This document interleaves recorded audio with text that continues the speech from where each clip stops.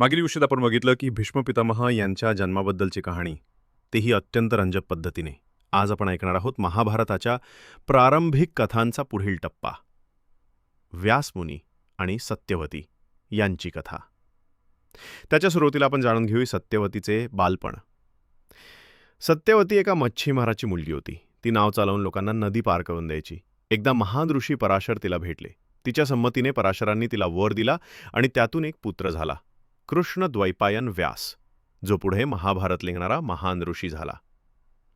सत्यवती राणी बनली. काही वर्षांनी हस्तिनापूरचा राजा शांतनू सत्यवतीवर प्रेम करू लागला. त्यांचा विवाह झाला. सत्यवतीला 2 मुले झाली, चित्रांगद आणि विचित्रवीर्य. चित्रांगद लहान वयातच निधन पावला. विचित्रवीर्य राजा झाला, पण त्याचाही अकाली मृत्यू झाला. वंश संकटात विचित्रवीर्याला मुलं नव्हती, त्यामुळे हस्तिनापूरचा वंश थांबण्याचा धोका निर्माण झाला. सत्यवतीने आपला पुत्र व्यासाला बोलावले आणि नियोग पद्धतीने राजघराण्याचा वंश चालवण्यासाठी ऋषीमार्फत संतती उत्पन्न करणे, हस्तिनापूरचा वंश वाढवण्याची विनंती केली. व्यासांची संतती विचित्रवीर्याच्या 2 पत्नी होत्या, अंबिका आणि अंबालिका. व्यास पहिल्यांदा अंबिकाकडे गेले.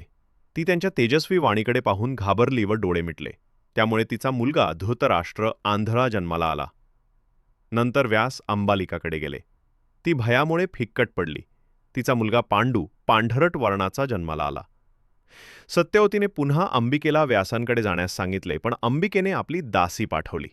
ती नम्रतेने व्यासांचे स्वागत करू लागली. तिच्या पोटी जन्माला आला विदुर, जो ज्ञानी, धर्मनिष्ठ व न्यायप्रिय ठरला.